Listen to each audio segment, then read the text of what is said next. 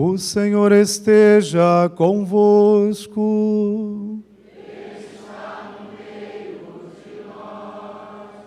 Proclamação do Evangelho de Jesus Cristo segundo Lucas. Glória a vós, Senhor.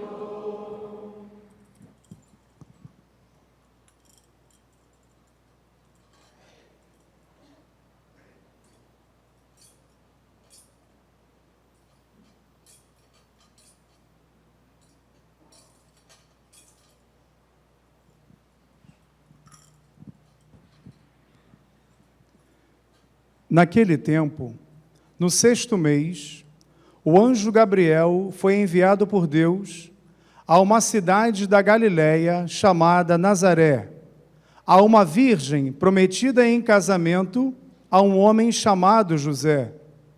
Ele era descendente de Davi e o nome da virgem era Maria. O anjo entrou onde ela estava e disse: Alegra-te, cheia de graça, o Senhor está contigo. Maria ficou perturbada com estas palavras e começou a pensar qual seria o significado da saudação. O anjo então disse-lhe: Não tenhas medo, Maria, porque encontrastes graça diante de Deus. Eis que conceberás e darás à luz um filho, a quem porás o nome de Jesus. Ele será grande, será chamado Filho do Altíssimo, e o Senhor Deus lhe dará o trono de seu pai Davi. Ele reinará para sempre sobre os descendentes de Jacó, e o seu reino não terá fim. Maria perguntou ao anjo: Como acontecerá isso, se eu não conheço homem algum? O anjo respondeu: O Espírito virá sobre ti, e o poder do Altíssimo te cobrirá com sua sombra. Por isso, o menino que vai nascer será chamado Santo, Filho de Deus. Também Isabel, tua parenta, concebeu um filho na velhice. Este já é o 6º mês daquela que era considerada estéril, porque para Deus nada é impossível. Maria então disse: Eis aqui a serva do Senhor, faça-se em mim segundo a tua palavra. E o anjo retirou-se. Palavra da salvação. Glória a vós, Senhor.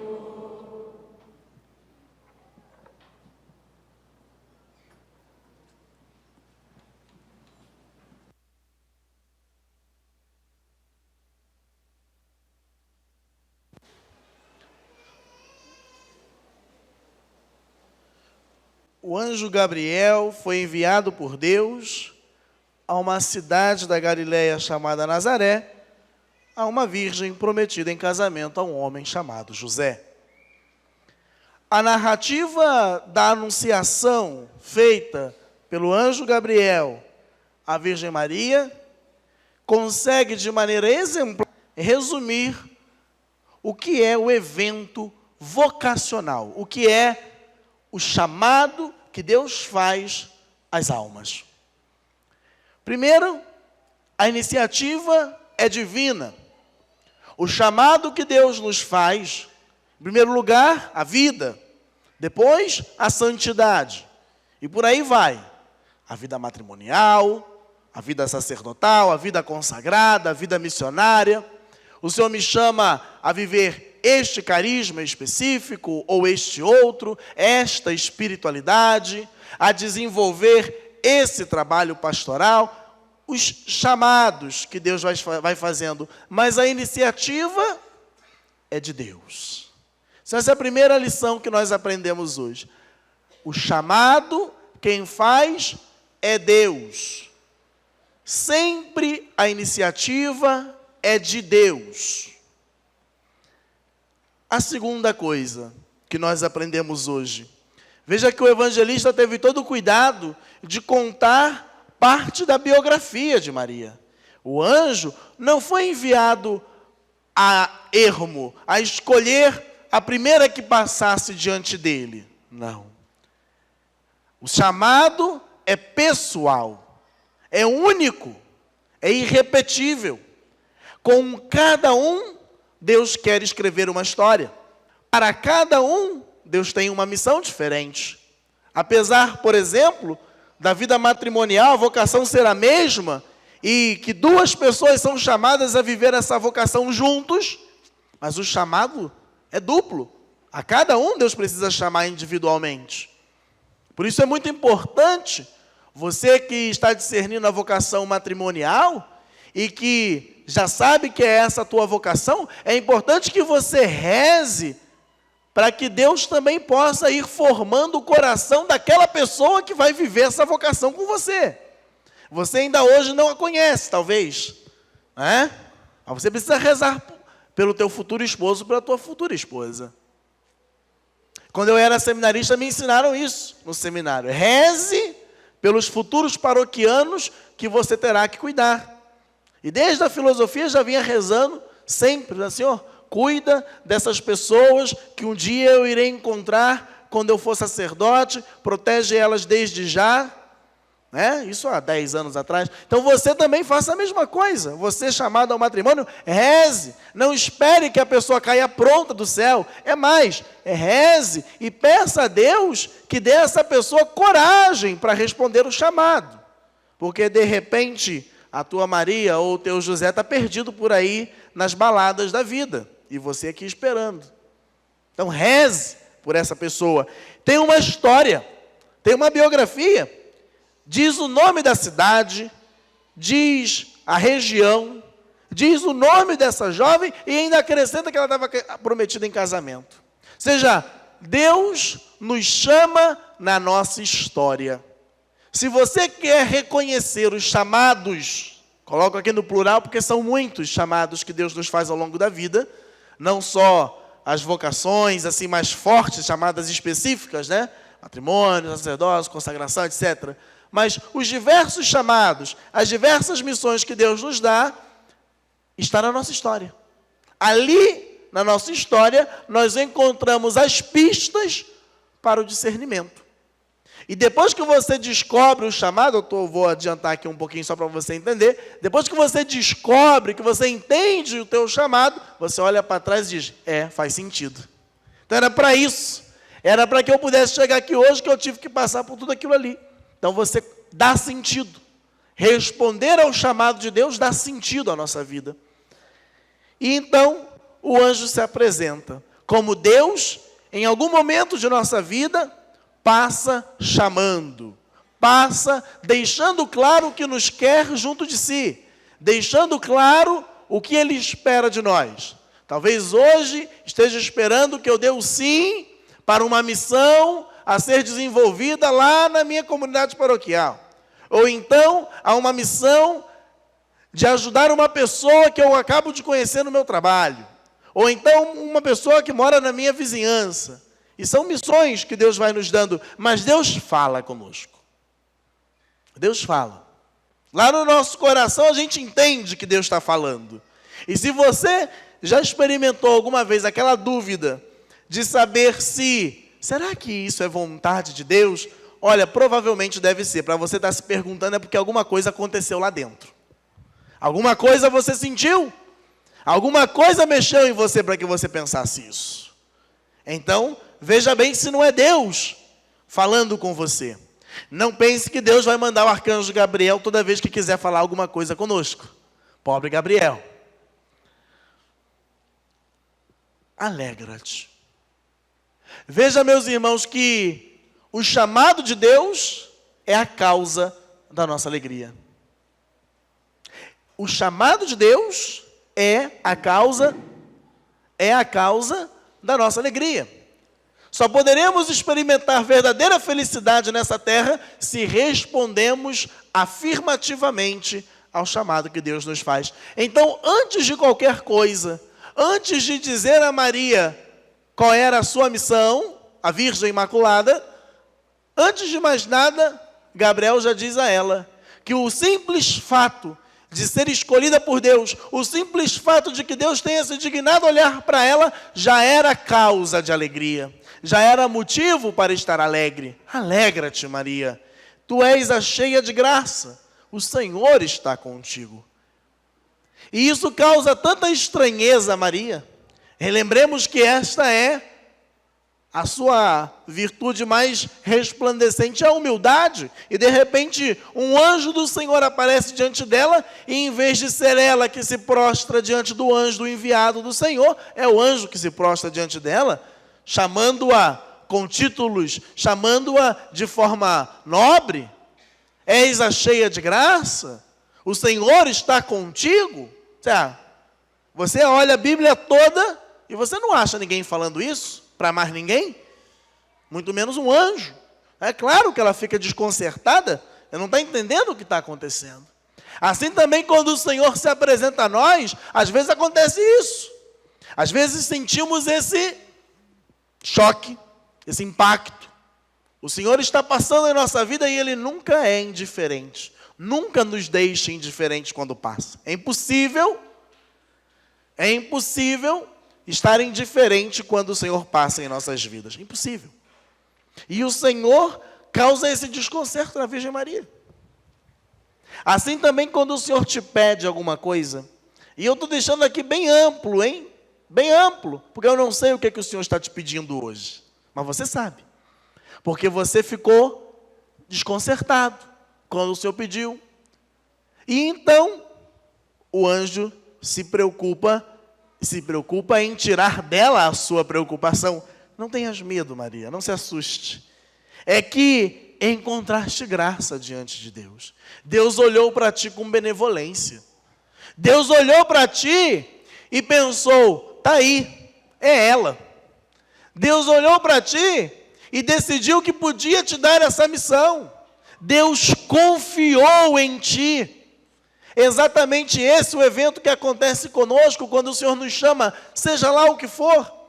O Senhor olha para nós e encontra graça. O Senhor olha para nós e diz, esse aí, é para ele essa missão, foi feita para ele, está sob medida, ele consegue. Com a minha graça, ele consegue. E por que friso isso? Porque muitas das vezes, a maior tentação que nós temos, diante de um chamado que o Senhor nos faz, é pensar que não vamos dar conta. É pensar que não somos capazes. E é justamente o contrário, o Senhor não nos dá missões impossíveis. Missão impossível só do filme.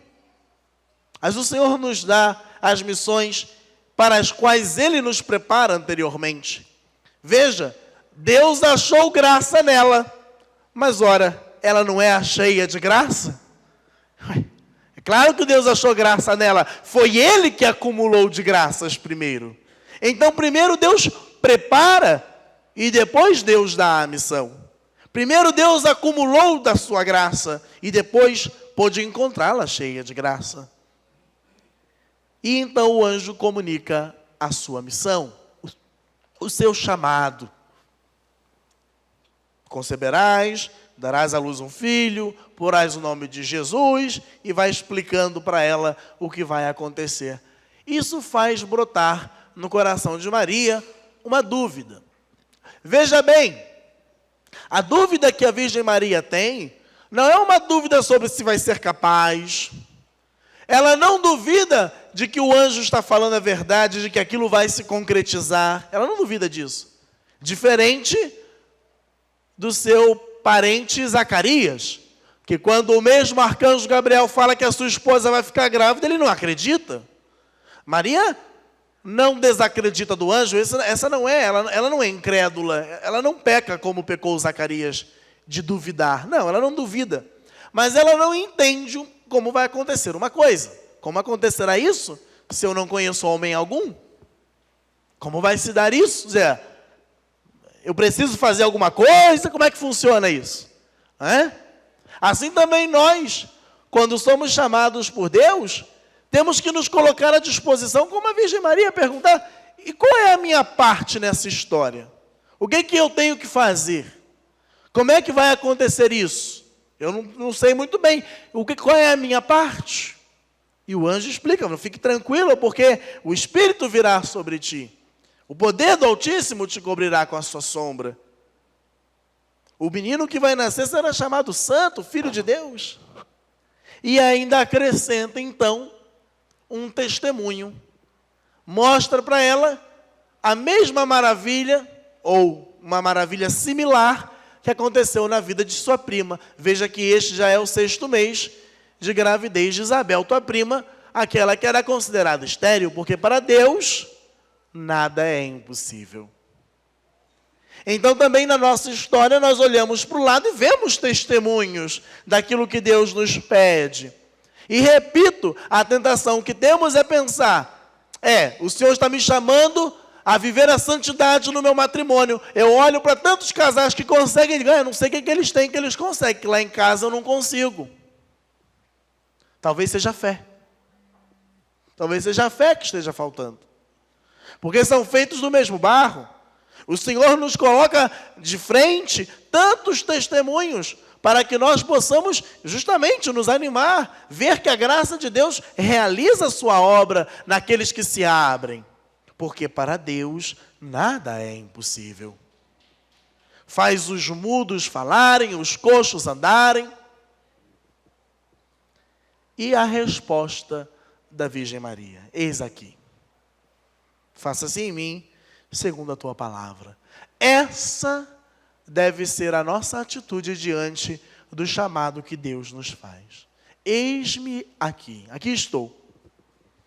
Sou o servo do Senhor, não quero fazer outra coisa senão aquilo que alegra o meu Senhor.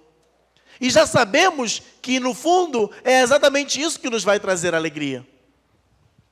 Faça-se em mim. Veja a humildade da Virgem Maria. Diante de uma missão tão admirável, de uma eleição tão única. Quem já foi chamada para ser a mãe de Deus? Ninguém. Qual a perspectiva de que isso pudesse acontecer de novo? Nenhuma. Mas apesar de uma missão tão grande, de uma confiança tão grande de Deus nela, então ela responde, faça-se. Ela sabe que não é ela quem fará. Ela sabe que será Deus. Faça-se. O sujeito desse verbo qual que é? Não é ela. Ela não diz, eu farei. Ela diz, faça-se. Que se realize em mim a tua vontade. Também essa deve ser a nossa atitude. Com humildade, reconhecer que é Deus quem move o nosso coração. O querer e o fazer vem de Deus. Então, meus irmãos, depois de todo esse itinerário do que é o chamado de Deus para nós podemos voltar aqui na segunda leitura e ouvir da boca de São Paulo, quando escrevia aos Efésios, em Cristo o Pai nos escolheu, nos vocacionou, nos chamou, antes da fundação do mundo, para que sejamos santos e irrepreensíveis sob o seu olhar no amor. O Senhor nos escolheu antes de criar o mundo, para que fôssemos santos. Esse é o nosso chamado, essa é a nossa vocação. Fomos chamados à santidade, somos chamados à santidade. Não ontem, hoje, amanhã e depois, somos chamados a ser santos. Somos chamados a semear a luz de Deus. O Senhor deu à Virgem Maria as graças que ela precisaria para viver a sua missão. O Senhor também deu a você e deu a mim as graças necessárias para viver a nossa vocação. O Senhor cumulou a Virgem Maria com a graça preparatória para que ela pudesse estar preparada e responder o sim a Deus. O Senhor também te deu e me dá a graça para respondermos sim ao seu chamado à santidade de vida. Nós já temos essa graça em nós. Pecaríamos por omissão se jogássemos fora essa graça de Deus, se escondêssemos, se cavássemos um buraco e enterrássemos essa graça de Deus, não realizando sua vontade em nossas vidas, porque já nos fez capazes, já nos fez aptos para a santidade, para buscar a santidade. Mas depois nos dará, como já nos dá, todas as graças atuais que precisamos para cada momento específico, para vivermos essa santidade, para sermos santos e irrepreensíveis no amor. Porque a vida em santidade é uma vida na caridade. Não existe santidade sem amor. Santidade fria, santidade egoísta. Porque é preciso lembrar isso, que o contrário de amor não é ódio. Pensa assim, aquele que entende por amor esse sentimento que me leva a querer o outro, ou querer estar com o outro. Essa é apenas a epiderme do amor, a superfície do amor. E por isso, se amor fosse apenas esse sentimento de atração, claro que o oposto seria o ódio, que é o sentimento de rejeição. Mas o amor verdadeiro não é sentimento, o amor verdadeiro é entrega, é ação. É o ato de me entregar, é o ato de me doar. Por isso o Senhor Jesus nos diz, ninguém tem maior amor do que aquele que dá a vida por seu amigo. Por isso amar é entregar-se. Por isso o contrário do amor é o fechamento, é o não dar, é o não entregar. Isto é, o egoísmo. O egoísmo é o contrário do amor. Por isso, ser chamados à santidade significa ser chamados à generosidade. Ser chamados a olhar ao meu redor, ser chamado a reconhecer quem está ao meu redor, ser capaz de olhar o meu irmão nos olhos, ser capaz de olhar o meu irmão sem julgar, sem rotular, sem taxar, sem condenar, sem bater o martelinho do juiz. Nós não somos o juiz, mas adoramos bater o martelo. Ser santo é não sair por esse mundo declarando sentenças, vereditos sobre a vida dos demais, nem sobre a própria, mas no amor buscar a santidade própria e alheia. Somos chamados, como a Virgem Maria também era. Ela recebe o Cristo, mas não é para si. Não é para que fosse a mãe do Filho de Deus e criasse ele dentro do seu quintal, a vida toda como se fosse um bichinho de estimação. Não. Sabia a Virgem Maria desde o primeiro momento que ele estava destinado à sua grande missão nesse mundo. Então já sabia ela que aquele filho era seu, mas não lhe pertencia. Por isso, também nós, que somos chamados à santidade, que somos chamados a acolher Cristo em nosso coração, temos também o dever e a obrigação de comunicá-lo, de levá-lo, de transmiti-lo. Vai junto, é inerente, não dá para separar. Ser discípulo significa também ser missionário, ser evangelizador. Ser vocacionado à santidade também significa ser vocacionado a transmitir santidade, levar santidade.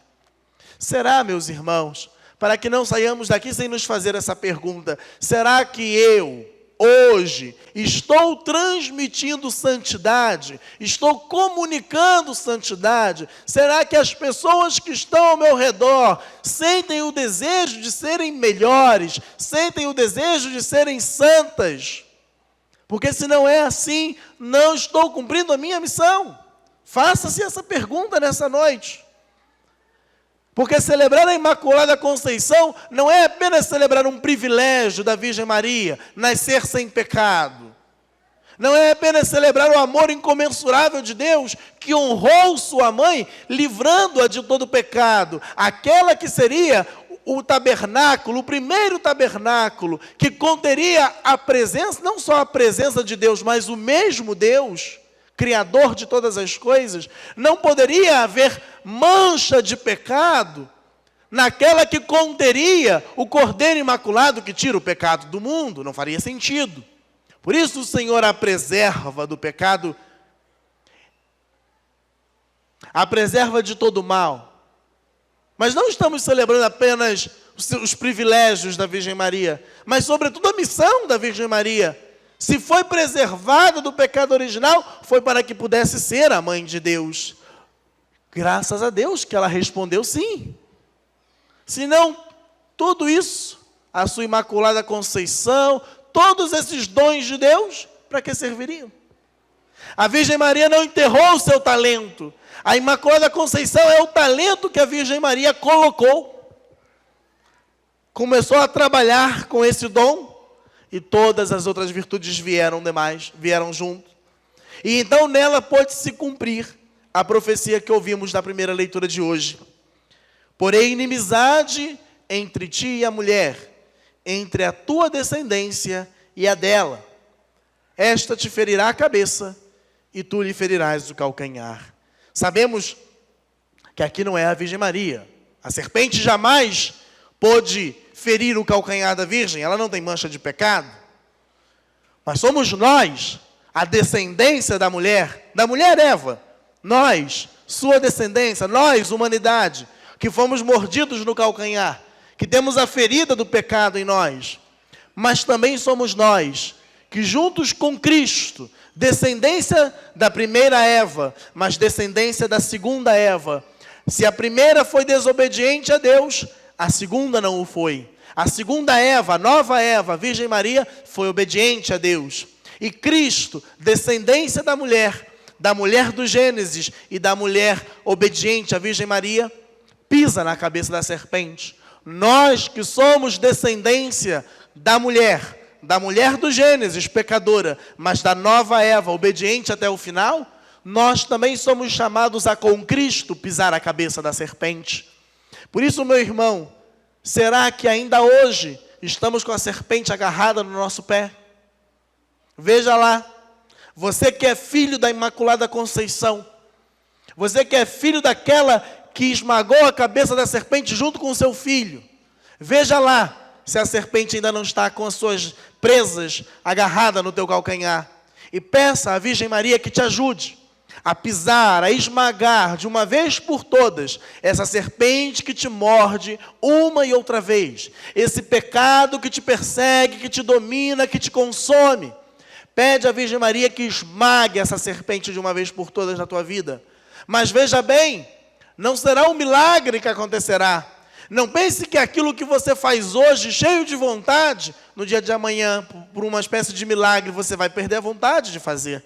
Não é assim que acontece? Nós não perdemos a vontade de pecar, mas conseguimos fazer com que a nossa vontade de amar a Deus seja tão grande, seja tão forte, que consegue ser maior que a vontade de pecar. Isso é a santidade. A santidade não é uma graça que acontece de repente, como uma hipnose, que eu estou dormindo de um jeito e acordo de outro. Não, não é assim. A santidade não é outra coisa senão aprender a amar mais, aprender a amar melhor. E de tanto amor que temos a Deus, o pecado já não nos atrai mais. Ou mesmo que nos atraia, a sensação de poder estar ofendendo a Deus é maior. É maior. E por isso o nosso amor por Ele vence. Eu tenho certeza que todo mundo aqui já sentiu vontade de falar ou de fazer alguma coisa com alguém ou acerca de alguém, e que por respeito a essa pessoa, por amor a essa pessoa, nós voltamos atrás. Eu espero que você já tenha feito isso. Que se isso nunca aconteceu na sua vida, então você é uma pessoa inescrupulosa, uma pessoa cruel, que precisa de ajuda e de tratamento. Mas uma pessoa normal já voltou atrás várias vezes, porque disse: se eu falar alguma coisa agora vai ser pior. Se eu tomar essa decisão agora vai ser pior. E por amor, por respeito, voltamos atrás. A santidade não é muito diferente disso. É um amor tão grande que temos a Deus, que esse amor consegue ser mais forte que a vontade de pecar. Essa é a graça que nós temos que pedir a Deus. Não só, Senhor, eu não quero pecar. Não. Senhor, eu quero te amar. Senhor, eu quero te amar com um amor tão grande, tão intenso, tão puro, como o amor da Imaculada Conceição. Como o amor e o ardor dos santos. E assim como a Virgem Maria, preparada por Deus desde toda a eternidade para receber o Senhor, soube acolhê-lo quando Ele veio ao seu encontro. Também nós, escolhidos antes da fundação do mundo para acolhermos o Senhor na santidade, possamos acolhê-lo quando Ele vier a nós. Com um coração puro, com um coração ardente de amor, Ele vem até nós, Ele se faz presente em nosso meio. É preciso que também nós saibamos acolhê-lo. Como dizíamos naquela oração, eu quisera, Senhor, receber-vos com aquela pureza, humildade e devoção com que vos recebeu a vossa Santíssima Mãe, com o espírito e o fervor dos santos. Em nome do Pai, do Filho e do Espírito Santo.